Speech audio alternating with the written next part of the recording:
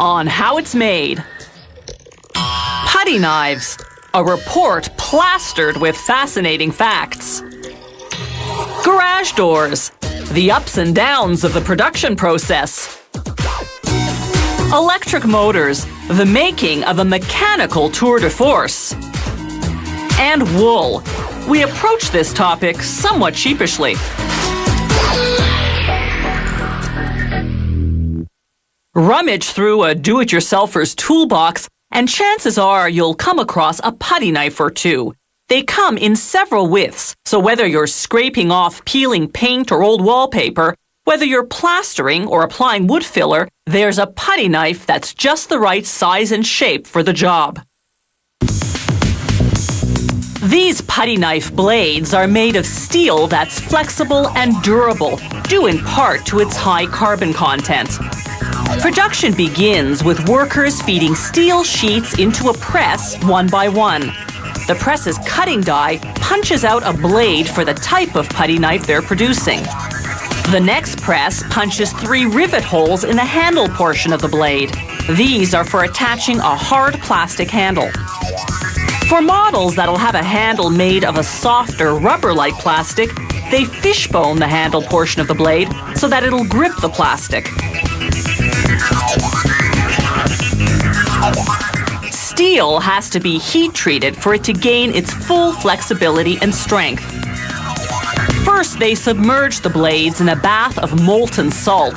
The heat is intense, 760 degrees Celsius.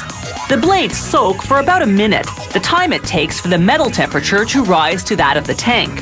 As it does, the steel's molecular structure begins to change. From here, they transfer the blades to 2 successively cooler salt baths. That quenching, as it's called, further hardens the steel.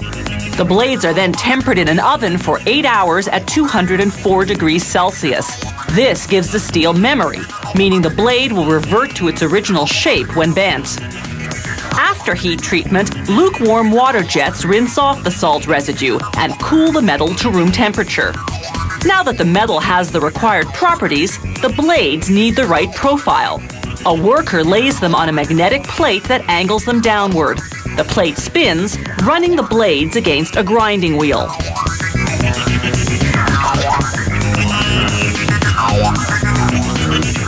It takes about 30 seconds of grinding to profile each blade and form the flex point, the thinnest and most flexible part that's 3.8 centimeters from the end of the blade. Blade profiles vary because some jobs require a more flexible tool than others. Now they clean the blades in a revolving drum filled with absorbent sand. This removes oil and other residues left by the production process, and it preps the surface for the protective layer of lacquer that's applied next. After coating the blades in lacquer, they dry them in an oven. This seals the metal, preventing rust.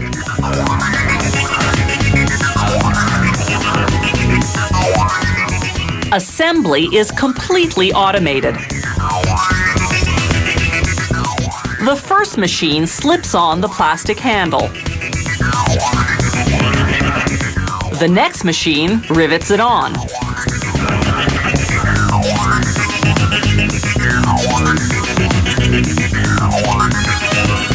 The following machine slaps on a label that identifies the size and type of putty knife. Professional quality putty knives have a thicker, stiffer blade. The handle is made up of 2 halves. The machine positions them onto the handle portion of the blade, then attaches them with a hollow rivet. This enables the knife to be hung up.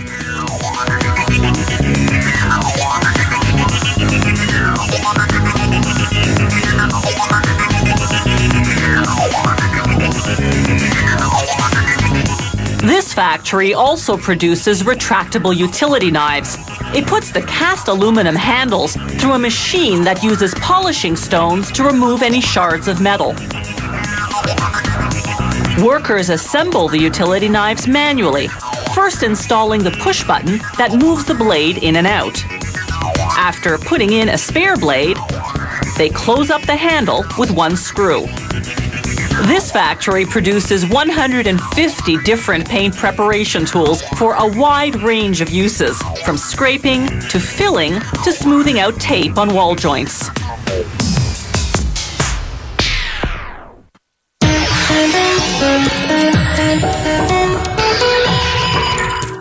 Garage doors come in many styles, colors, and materials these days. They can be made of steel, aluminum, wood, or vinyl.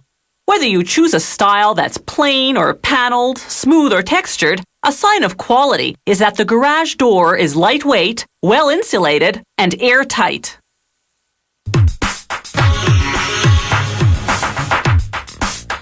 The typical residential garage door is made up of 4 panels. Each one begins as a sheet of either aluminum or steel, 2 metals that can tolerate harsh climates. The side that will show has a baked-on coat of polyester paint. Depending on the model, the sheet passes through rollers that imprint a texture, such as a simulated wood grain. Then it goes through a press that imprints a design. This model will have raised rectangles. Others have horizontal stripes or no design at all. After an automated machine cuts the continuous sheet to garage door widths, another machine folds over the edges. This creates 1.5 centimeter joints for attaching the panels. The polyester paint is elastic, so it simply stretches with the bending. Now on the back side of the sheets, they hot glue metal plates to reinforce the various components they'll later screw into the garage door. Parts such as the lift handles, the hinges, and the bracket for the electric opener mechanism. They also drill a hole through which they'll later inject insulation. Now they slide 2 sheets together to form a panel. They close off the ends with blocks of pine. This will prevent cold air from penetrating inside. They apply various stickers with installation, maintenance, and safety information. Then orange stick-on dots to mark the location of the metal plates into which the installer will screw the hinges and lift handles. Now they attach an aluminum bar to the long ends of each panel. This holds the panel steady during the injection process. After injection, the bars come off. They load the panels onto a carousel and begin the process of filling the hollow interior cavity with insulation. Through the hole they drilled earlier, they inject polyurethane foam, an expanding plastic insulation material that's specially designed to penetrate hard-to-access spaces. As we see in this demonstration, the polyurethane expands and becomes rigid. This creates a solid core inside the garage door. Polyurethane is one of the lightest types of insulation, so it doesn't make the garage door heavy.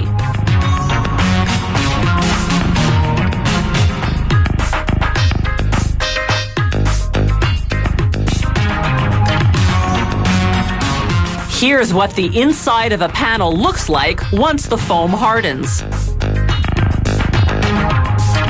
Now, workers install various components, such as the rubber weather seal on the bottom panel. This seal prevents cold and water from entering the garage under the door.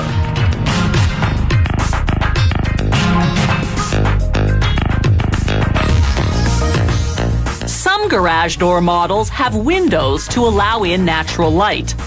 Workers first use a high-speed router to remove the rectangles where these windows will be installed. Then they insert one of several window styles available. These are double-sealed windows, 2 thermal panes with an aluminum spacer in between. The framing around the glass is available in different colors. It's made of PVC, a synthetic resin that doesn't discolor. The frame prevents water and cold air from penetrating. Workers pack the installation hardware. Then they weigh the box to ensure no part was left out. At installation time, they attach the door panels at the joints with hinges. A system of springs ensures the garage door is perfectly balanced and moves smoothly. If properly installed, you should be able to lift or lower the garage door using just 2 fingers.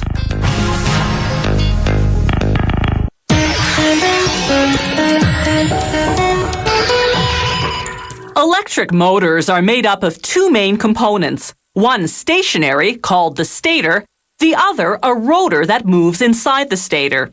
The stator has multiple wire coils. Running electricity through them creates a concentrated magnetic field that turns the rotor, creating mechanical power. The stator is lined with slots, each of which holds a copper coil.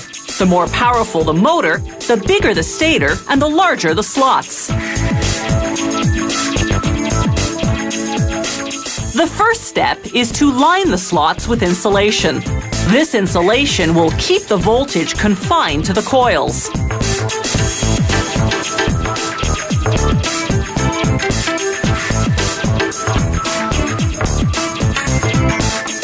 The coils are made from several copper wires wound together by programmable machines.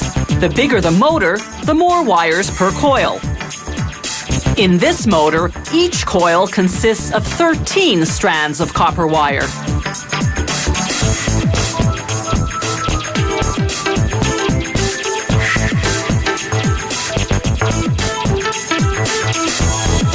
Now workers tie the coils. This prevents the wires from unraveling while being inserted into the stator slots.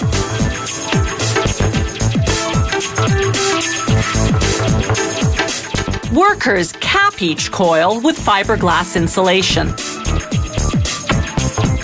Then they insulate the portion of the coil left outside the slots with fiberglass sheets. Then they insert fiberglass wedges to lock the coils inside the slots. Once all the coils are inserted and insulated, workers begin preparing the connection.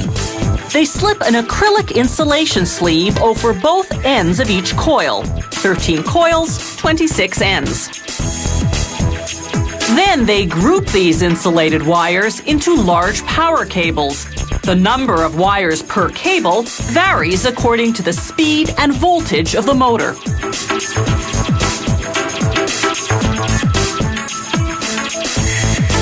They solder the grouped wires together, then insulate the cables. They tuck some inside the stator and leave others accessible to be attached to a power source when the motor's installed. Now, using a cord made of heat and chemical-resistant polyester, they bind the coils tightly to ensure they won't move when the motor spins. This unit of bound coils is known as the stator coil. They now submerge the stator in a polyester-based varnish and vacuum it right through. This thorough penetration makes the stator coil moisture-resistant. Then they put the stator into an oven for 6 hours at 135 degrees Celsius. The varnish hardens, making the stator coil rigid. Now they have to balance the rotor. If it's off kilter, the motor will vibrate, hampering performance. They balance it the same way a mechanic balances car tires, only with 100 times greater precision. Now they slowly slide the rotor into the stator, careful not to damage the stator coil. The rotor will turn on steel bearings.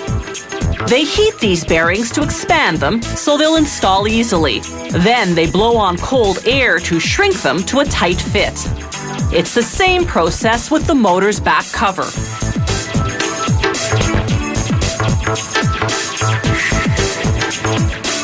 Now they heat the fan and install it over the back cover. The fan's job is to cool the running motor so that it doesn't overheat and break down. They cover the fan with a safety guard.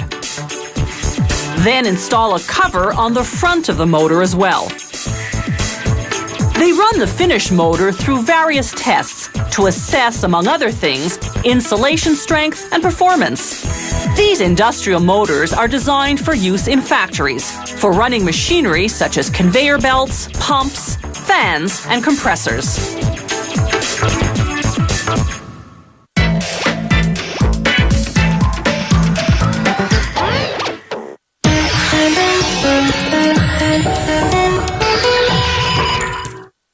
What do wool and hand cream have in common?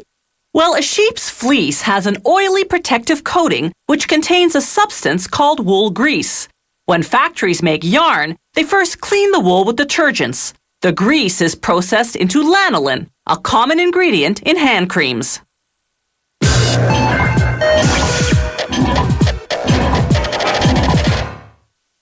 Historians believe that people began raising sheep for food and clothing about 10,000 years ago, and that around 4000 BC, they started spinning the wool into yarn for weaving fabrics. The Romans brought wool production to England in about 50 AD. Woolen fabrics would become the country's chief export for centuries. In 1797, Britain shipped 13 sheep to Australia, starting what would become the largest wool industry in the world today.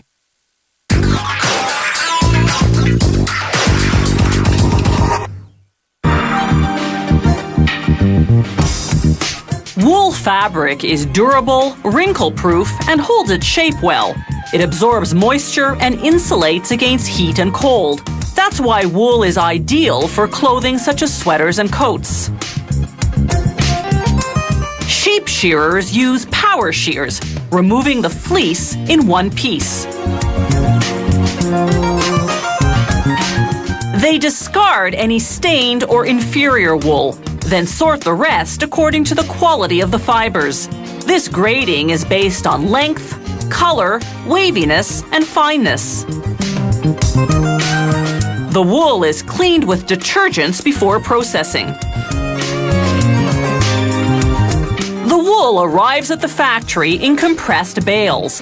Workers untie them and feed the wool into the opening equipment, whose metal tooth rollers comb out and separate the fibers. From there, the fibers go into the blending room, where air currents mix different grades of wool to get the desired texture. If they'll be weaving a wool blend, they mix the wool fibers with other materials such as polyester fibers. A thorough blending takes about an hour. An air pipe transports the blended fibers to the next station. On the way, sprayers lubricate them with a mineral oil mixture to make processing easier. The fibers arrive at the carding machine, where they pass through a series of rollers with thin wire teeth. This untangles the fibers and lines them up parallel to each other. This process also removes any pieces of debris caught in the fibers. The carding process produces a smooth, flat sheet called a web.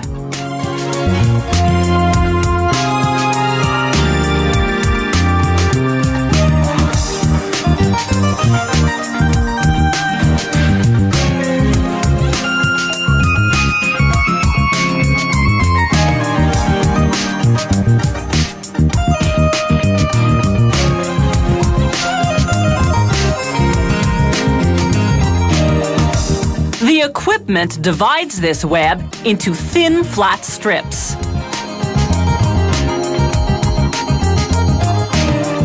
These strips go through rub aprons, two rollers that twirl them into thinner, rounded strips called rovings.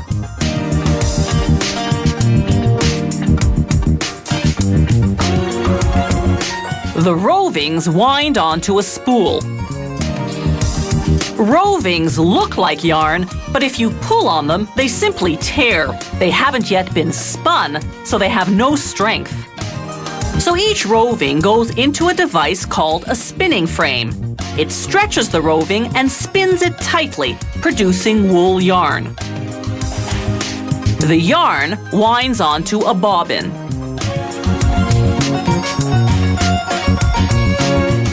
Spinning gives the yarn strength. Now they can weave it into a wool fabric. A fully automated loom does it all. Watch in slow motion as it inserts one strand at a time, crosswise, through stationary lengthwise strands.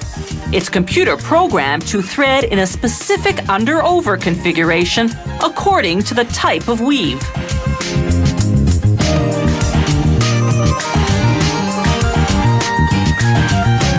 The loom inserts 400 strands per minute.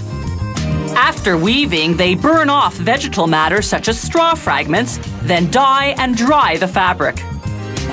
All wool fabrics undergo finishing to give them a particular appearance and feel. These spiked rollers created a plush finish. Woolens can also have a sheared or flat finish.